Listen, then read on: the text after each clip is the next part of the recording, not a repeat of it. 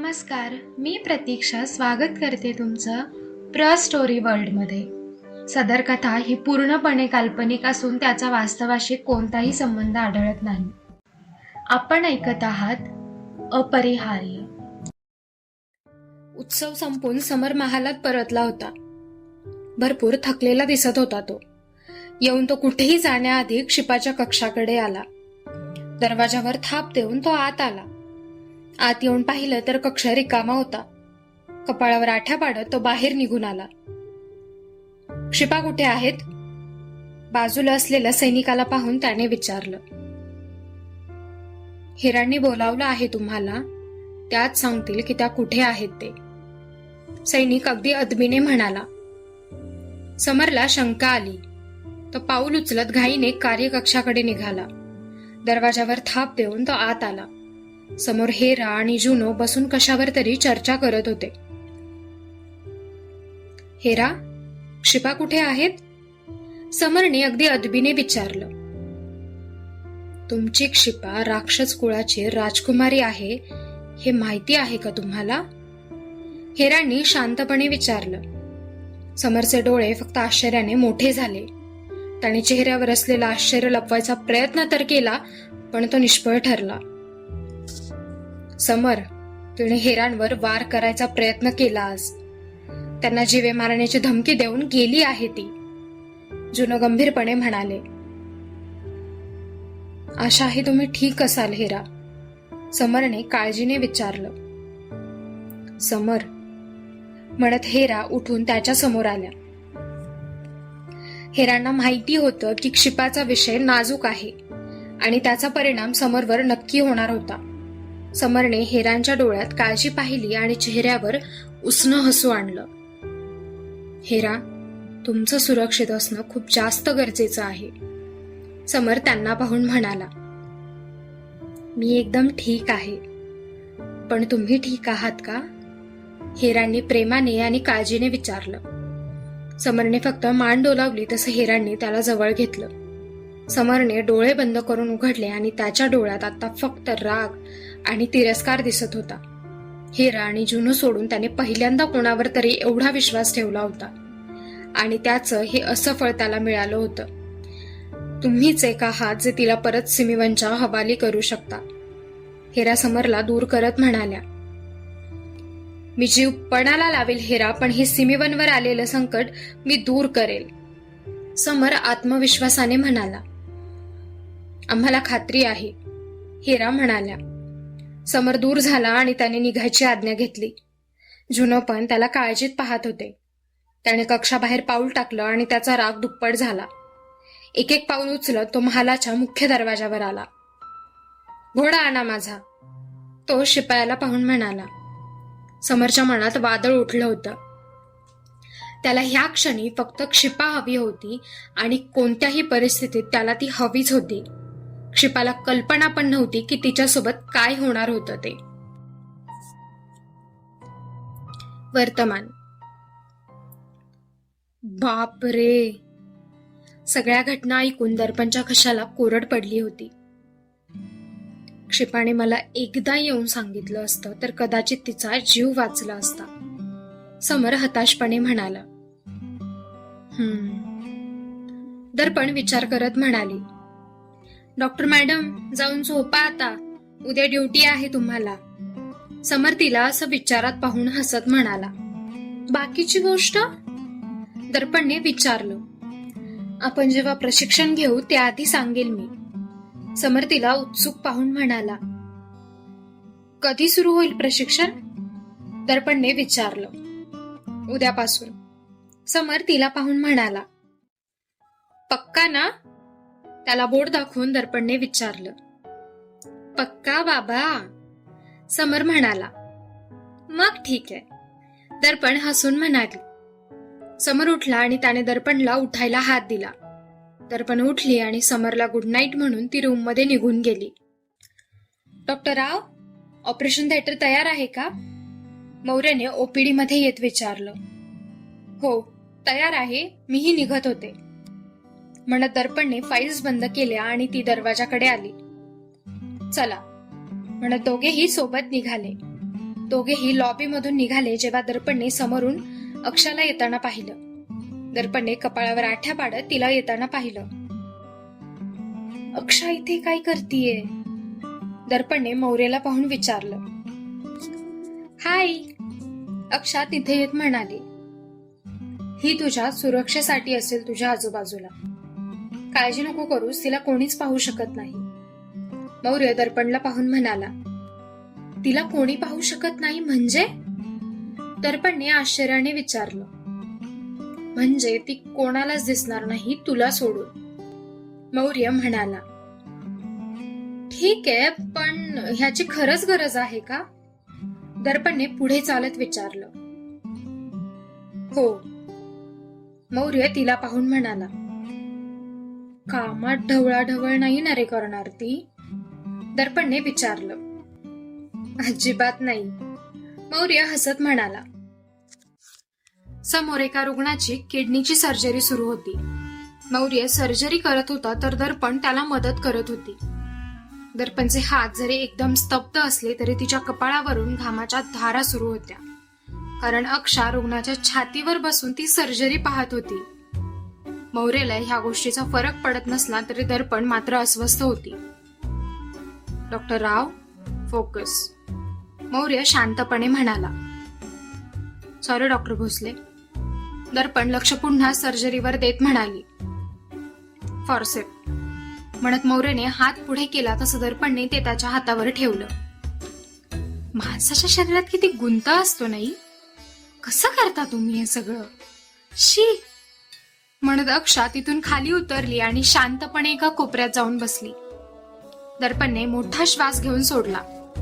तिने आता पूर्ण लक्ष मौर्याच्या सूचनांवर दिलं. सर्जरी पूर्ण झाली आणि दोघेही बाहेर आले. किडनीच्या 40% भागाला इन्फेक्शन झालं होतं, त्यामुळे आम्ही तेवढा भाग काढून टाकला आहे. मौर्य नातेवाईकांना पाहून म्हणाला. आणखी काही वेळ नातेवाईकांशी बोलून दोघेही फ्रेश व्हायला तिथेच असणाऱ्या बाथरूम मध्ये आले. अक्षा, असं कोण करतं? दर्पण जवळ रागावत म्हणाली. कसं? बेफिक्रीने अक्षाने विचारलं. देवा, दर्पण वैतागून म्हणाली. अक्षा, नको करत जाऊस असं, तिला नाहीये सवय या सगळ्याची. मौर्य अक्षाला पाहून म्हणाला. सवय म्हणजे तुझ्यासोबत पण झालं आहे असं? दर्पणने आश्चर्याने विचारलं. हो, या मॅडमने खूप काही केलं आहे माझ्या सर्जरी सुरू असताना. अक्षरशः एक पेशंट मरता मरता वाचले होते. मौर्य अक्षाला पाहून मान डोलवत म्हणाला. मेला तर नाही ना? अक्षाने विचारलं. दर्पणचं तोंड आश्चर्याने उघडं राहिलं. अक्षा तिला असं पाहून हसली. अक्षा, हे शेवटचं होतं हा? दर्पण तिला चेतावणी देत म्हणाली. हो, परत नाही होणार असं, अक्षा म्हणाली. दर्पणने कपडे बदलले आणि ती बाहेर पडली.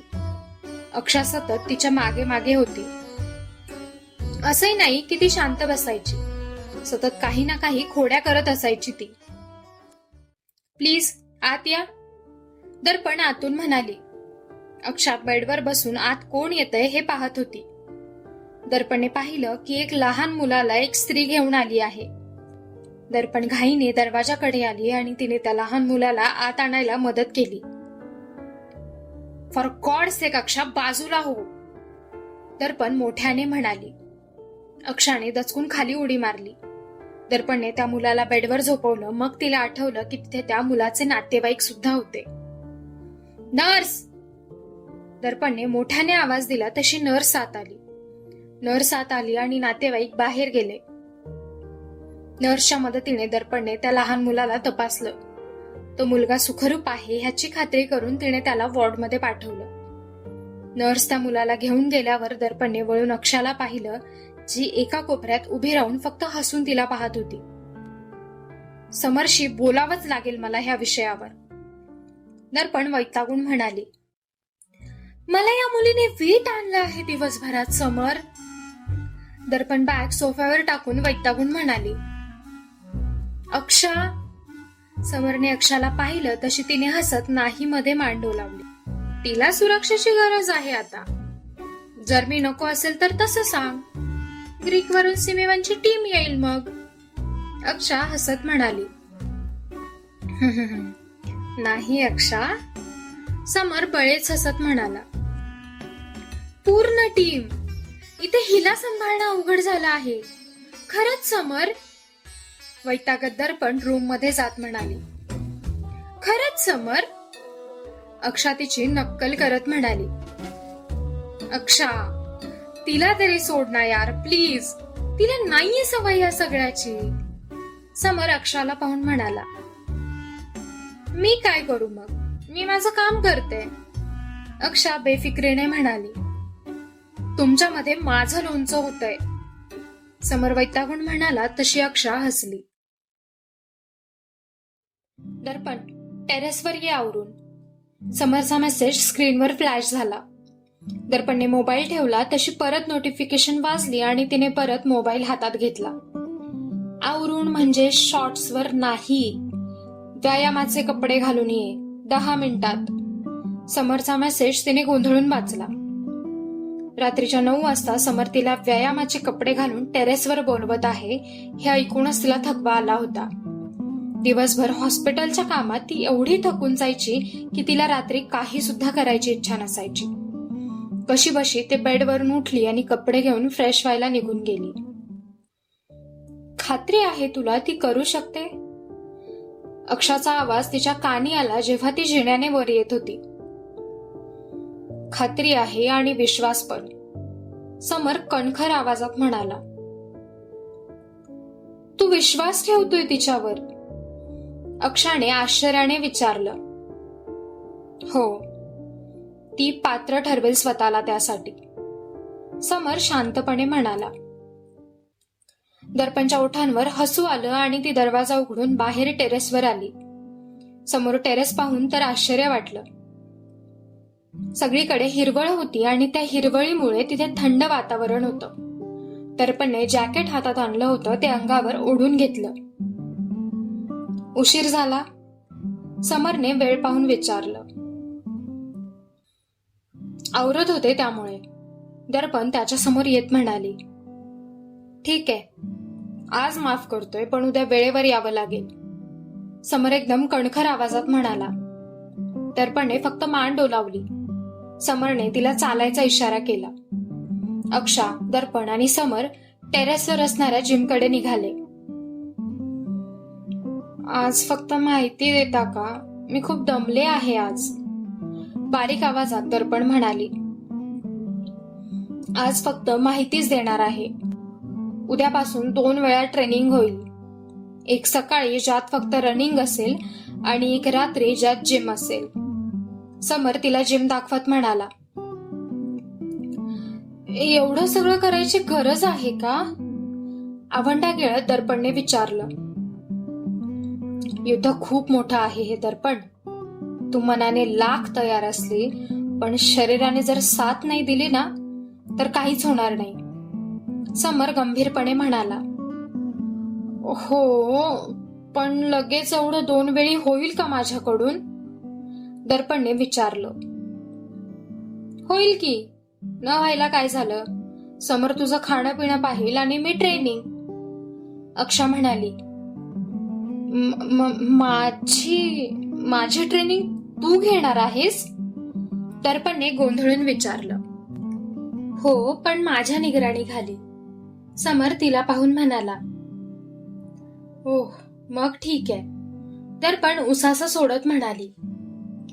आज फक्त काही गोष्टी समजावून घे दर्पण. खूप महत्वाच्या आहेत त्या. अक्षा तिला पाहून म्हणाली. मान डोलवून समोरच्या बेंचवर बसत दर्पण म्हणाली. समर तिच्या बाजूला बसला. समोर अक्षा बोर्डवर काहीतरी लिहित होती. सिमीवन आणि त्याखाली क्षिपा असं तिने लिहिलं. सिमीवनची सगळी ताकद एकत्र केली की बनते क्षिपा. एवढ्या शक्ती आहेत तिच्यामध्ये. अक्षा दर्पणला पाहून म्हणाली. एक पॉज घेऊन तिने परत एकदा लिहायला सुरुवात केली. ही तू आहेस. सिमीवन आणि क्षिपा मिळून जेवढी ताकद बनते ना त्यापेक्षा दुप्पट ताकद तुझ्यात आहे.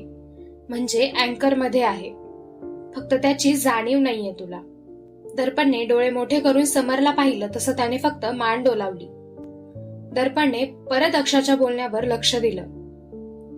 जसजसे दिवस पुढे जातील तसतशा तुझ्यामधल्या शक्ती वाढत जातील आणि तुला स्वतःमध्ये फरक दिसेल ह्या गोष्टीला घेऊन. अक्षा तिला पाहून म्हणाली, किती दिवस लागतील साधारण? दर्पणने विचारलं. 1 ते 1.5 महिना, अक्षा म्हणाली. ठीक आहे. ही शारीरिक ताकद असेल की आणखी काही? दर्पणने विचारलं. आत्मिक आणि शारीरिक दोन्ही असेल. ती कशी वापरायची हे तुला सॅम शिकवेल. स्वतःवर ताबा कसा ठेवायचा हेही तो सांगेल आणि मी तुला सांगेल की स्वतःचं संरक्षण कसं करायचं ते. अक्षा तिला पाहून म्हणाली. ठीक आहे. अवघड वाटतं हे सगळं खूप. दर्पण मान डोलवून म्हणाली. तू नक्की करशील दर्पण? तिच्या खांद्यावर हात ठेवत समर म्हणाला. नक्की करेल. दर्पण डोळे मिचकावत म्हणाली. ठीक आहे मग, भेटू उद्या सकाळी 5 वाजता. अक्षा उत्साहाने म्हणाली. 5 वाजता? दर्पण आश्चर्याने म्हणाली. हो, 5 वाजता. समर म्हणाला. ठीक आहे, पण तेव्हा काय करणार जेव्हा माझी नाईट शिफ्ट असेल? दर्पणने विचारलं. तुला इथून पुढे नाईट शिफ्ट नसेल ह्याचा बंदोबस्त मी करतो. समर तिला पाहून म्हणाला. ठीक आहे. दर्पण गोंधळून म्हणाली.